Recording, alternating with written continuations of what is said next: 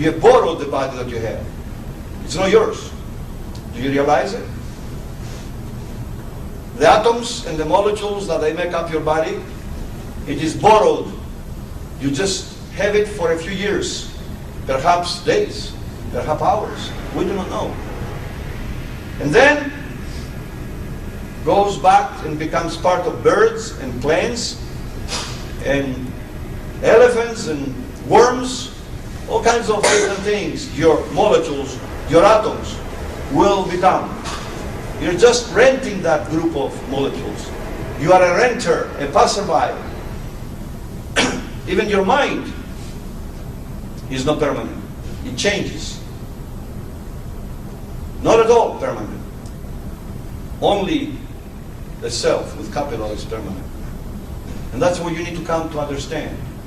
That these things are different. Self, mind, and body. When you become the master of your body and your mind, then everything will become so beautiful in your lives. Then your hands, your feet, your eyes, your feelings are going to go where you want them to go. Not them tell you what to do and how to feel, what to eat and what to see and what to hear and what to do. And that brings another thing to me to mention for you.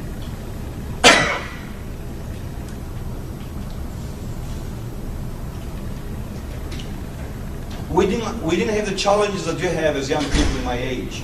When I was at your age, we didn't have this type of challenge. I grew up with no TV, no cell phone, iPad, all these computers, nothing. We didn't have anything of this. And we had the opportunity and the way to not only interact with one another, but also to interact with ourselves, our inner self, ourselves, to be in touch with ourselves. These days are very challenging because what I notice, and it is the truth, not just adults, not just young people, but adults, but perhaps more the young people. They are not using the technology. The technology is using the young people. Or if you could say that in general, the people. The people have come to the point that they are not using the technology. The technology is using them. And that's not good at all. I take very often the bus to go between my office and my home. And I see almost no student to have a book, read it. And I'm telling you to read a book, the class you're taking. A book. An autobiography or a biography of a very, very successful person on this earth. There are some people that they are very successful, great souls, Mahatmas. Not only they had great success outside, but they have incredible success inside. And they have been honored by national holidays in their countries. There are not many people like that. There are very few, maybe half a dozen, maybe a dozen. And you want, and you say, I want to be successful. Have you read the biographies and the biographies of these people? When are you going to do it? When? This is the time. I'm here to remind it to you. I did not have anyone when I was at your age to tell me this thing and to remind it to me, to tell me, okay, you want to be successful, you want to find who you are, and you want to really know what you're about to do in this life. Then, Andreas, go and read the autobiographies and biographies of the great souls, the great successful people, being scientists or sages or whatever they are. There are not many. Go, buy them and read them. Meditate on them. No, I didn't have anybody to tell me that. I had to slowly figure it out. That makes sense. But tonight, here, you have heard something that you cannot ignore. If you do, then one day you will say, how silly I was. I heard that, but I really didn't pay attention. So I go into the bus, I see people like this.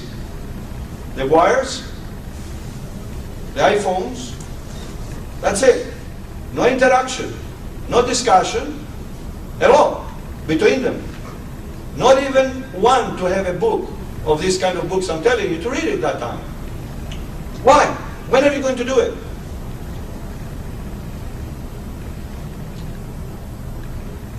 I used to listen to music when I was a student, without tape recorder, the magnetic tape, and then it would just get messed up, and then now it's much better technology, right? I love music. I'm listening to music. I have a cell phone. I've not used it for 2 months now. My wife bought me one about 6 weeks ago. I've never used it yet because I don't need it. When I go to Greece, I will use it every day because I need it there. Here I don't need it. I go from my office to my home, and from home to my office. I go to the gardens. My wife says, "Why don't you take your phone?" I says, "I go for a reason there. I don't want to have a lot of messages in my mind. I go there to relax, to be with my students. I don't want any messages. I don't want a cell phone. But if something happens to you, well, there's a lot of people around. They will take care of you. Don't worry." If I go to San Francisco, far away, yes, I'll take the cell phone. I will use common sense, and I will take my cell phone in case I get lost. But as long as I don't need it, it's not necessary. Why should I be all the time there? Blue, blue, blue, blue, blue, blue. Why? Why? Discipline is an ingredient of the successful people. If you discipline yourselves and you decide what is the most important thing to do, what is unnecessary to do, not to waste your time. Time is very precious. Use the time to relax. Use the time to meditate, to have introspection, to research yourselves, to observe yourselves. See yourself somewhere there and you are out of the picture, and observe yourselves and try to see why you're doing things and why you're saying these things. And then one day you will realize that it's better to close your mouth, to say less things, not to judge other people, not to gossip. Then an incredible power is going to be born in you that is going to be used for what you really want to do. It will help you to find out what you want to do. Don't be afraid that the change might result in losing your friends, because you will find new friends, and they will be friends that they belong to you in a good way. The other ones won't find their way too. Don't worry about them. They will find their way too, in time. But you, think about you. When you get that phone call, John, George, whatever, let's go and have fun for this or that. That's okay, you can go and have fun. But is this too often? Is this a company that really takes you away from your dreams and your goals and your path? If it does, then you can say, I don't think I can make it tonight. And slowly, you will stay alone. Be patient. Because when you stay alone and you're patient and you have put in your mind these goals, then people around that they could not become your friends because they could see the silly things that you're doing. Now these beautiful people that are around you, in your dormitory or in your classroom, whatever, now they will come closer to you because they will not be afraid that you are going to mess them up. And now they will come to you, right? Because you're patient and wait. And now you will have friends and they will uplift you. Don't worry about your old friends. Love them, respect them. Some phone calls sometime. They will find their way in their time. But it is about you, how to create that path that will bring you to where you really want to go. Instead of being pulled by forces back. And you say, yeah, but you see, I feel so lonely. I better go and have this company. I know it's destructive to me, but I feel so lonely. There you need the courage. There you need to believe in yourselves. There you need to know who you really are. That you have an incredible power here that can do the impossible.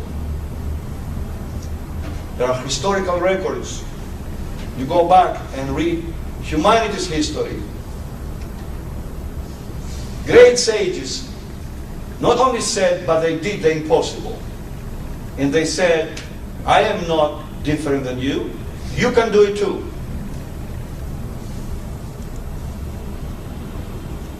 Why do you ignore it? Perhaps you don't have many people to remind it to you. No excuse. Tonight, somebody reminded to you that you are not different than these people.